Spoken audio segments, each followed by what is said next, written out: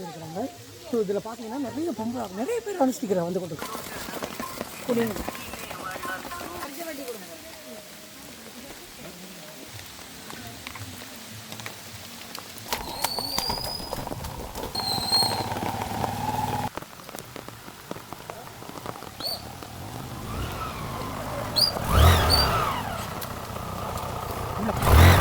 Okay. இப்போ பார்த்தீங்கன்னா கிட்டத்தட்ட காட்டுக்குள்ளே 2 கிலோமீட்டர் எல்லாம் நடந்து போயிருக்காங்க. ஸோ நான் பைக்கில் போகலான்னு வந்தேன். எல்லாம் நிறைய முள்ளு குத்திட்டது. ஓகே, இப்போ உள்ளே போய் பார்க்கலாம் அந்த இடம் எப்படி இருக்குதுன்னு சொல்லி. ஸோ என்ன செய்து கொண்டிருக்கிறாங்க அப்படிங்கிறத சொல்லி போய் பார்க்கலாம்.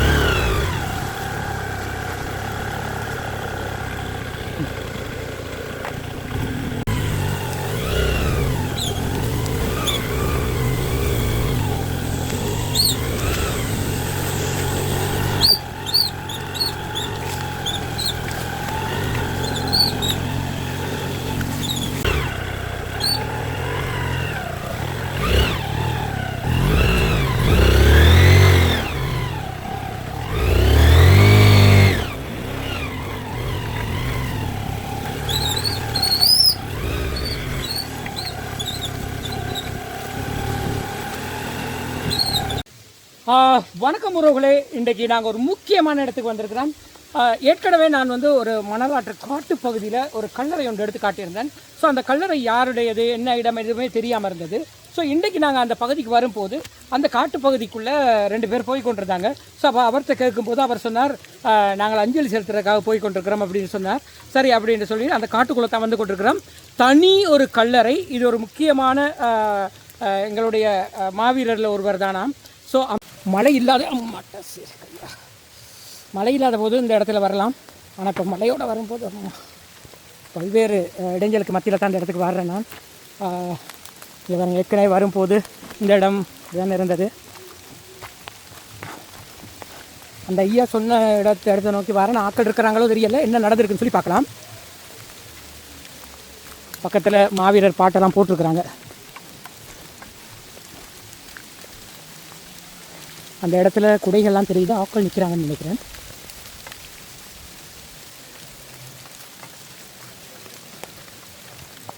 நான் வந்து காட்டும் போது இதில் ஒரு பேஸ் ஒன்று காட்டியிருந்தேன். ஸோ மழை நேரம் அது எப்படி இருக்குதுன்னு சொல்லி பாருங்கள்.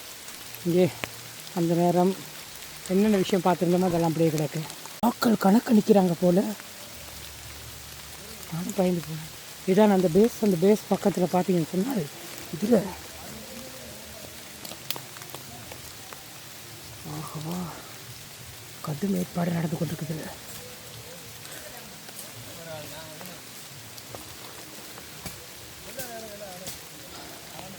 ரொம்பவே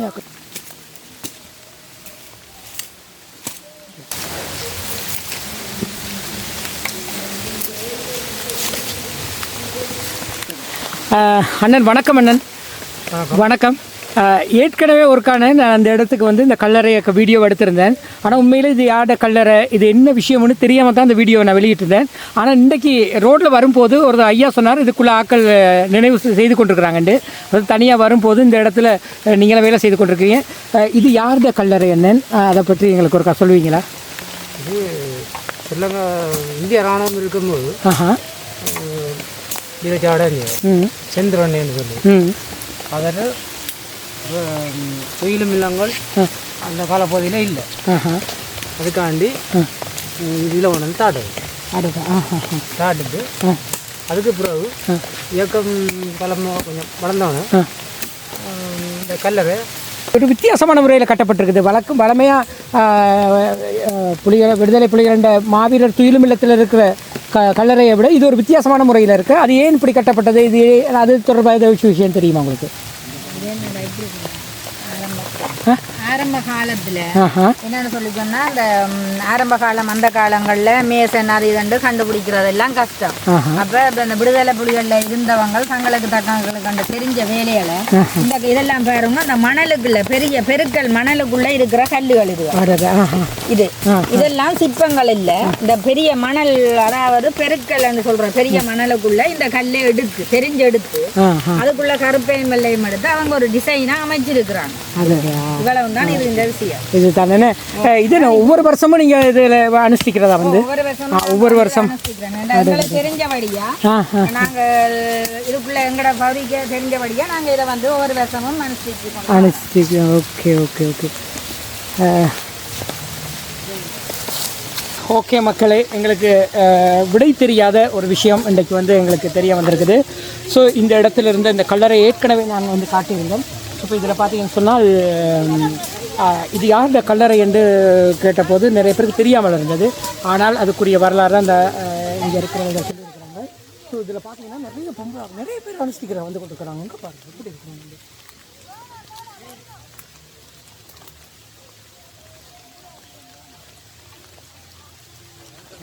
இங்கேயும் அதே போல் ஒரு காட்டுக்குள்ளே தனியாக ஒரு கல்லறை. ஸோ இந்த இடத்துல தான் இது நடந்து கொண்டிருக்குது.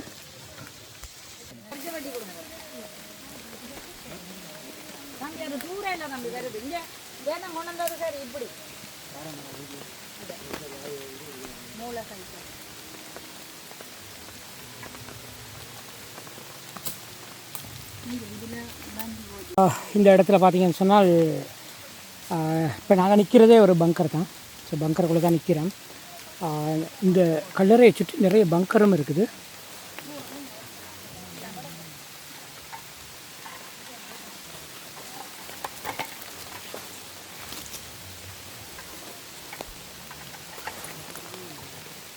இப்போ மலரஞ்சலி செலுத்துவதற்கான கண்ணுக்குள்ளே வைத்து காத்திடும் வீரரை மண்ணுக்குள்ளே வீரோ அந்த புண்ணியர் நெஞ்சிலே பூத்ததோர் கனவினை கிண்ணத்திலே வளர்த்தோ. கண்ணுக்குள்ளே வைத்து காத்திடும் வீரரை மண்ணுக்குள்ளே வீரோ அந்த புண்ணியர் நெஞ்சிலே பூத்ததோர் கனவினை கிண்ணத்திலே வளர்த்தோ.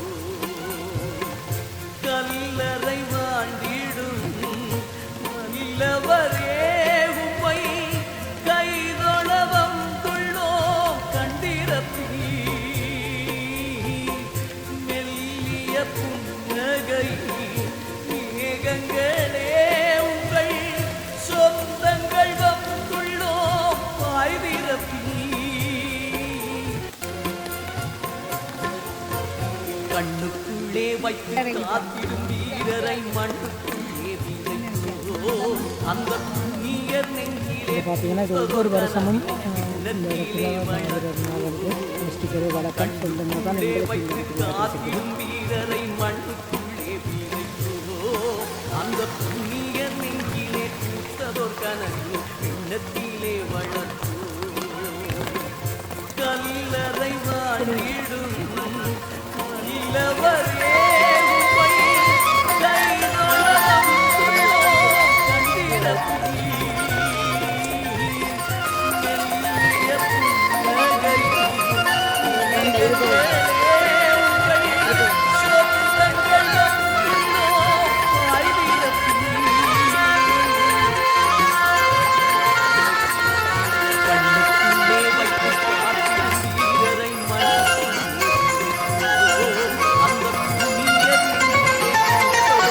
வீசிடும் காற்றதும் சூரிய தீயதும்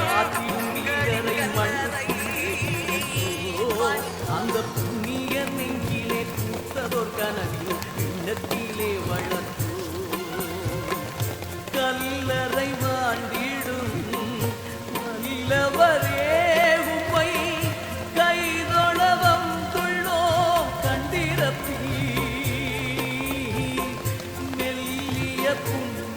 இல்லை மேகங்களே உங்கள் சொந்தங்கள் வந்துள்ளோம் வாய் விரப்பி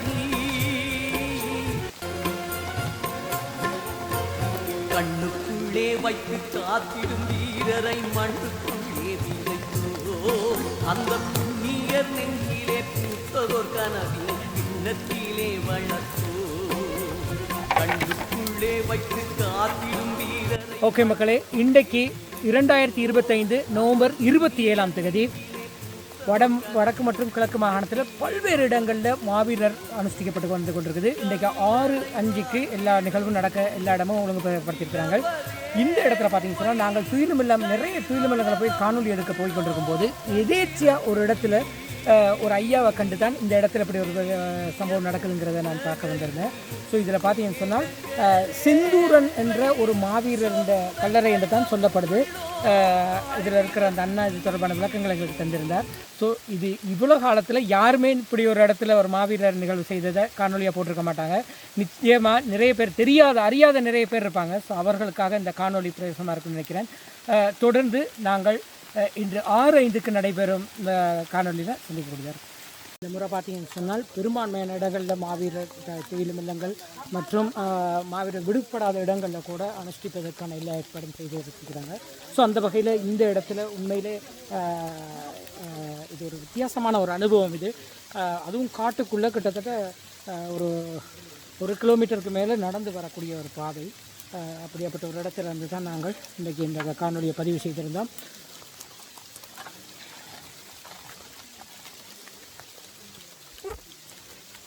ஏற்கனவே பார்த்தீங்கன்னு சொன்னால் இந்த கல்லறை தொடர்பாக நிறைய பேருக்கு நிறைய கேள்விகள் இருந்தது. ஸோ அதுக்கு இன்றைக்கு விடை கிடைச்சிருக்குன்னு நினைக்கிறேன். ஒவ்வொரு வருடம் பாருங்கள் இப்படி வந்து அனுஷ்டிச்சு போயிருக்கிறாங்க என்றால் நிச்சயமாக இது ஒரு விடுதலை புலிகளின் ஒருவராக இருப்பார் அப்படிங்கிறதுக்கு எந்த சந்தேகமும் இல்லை.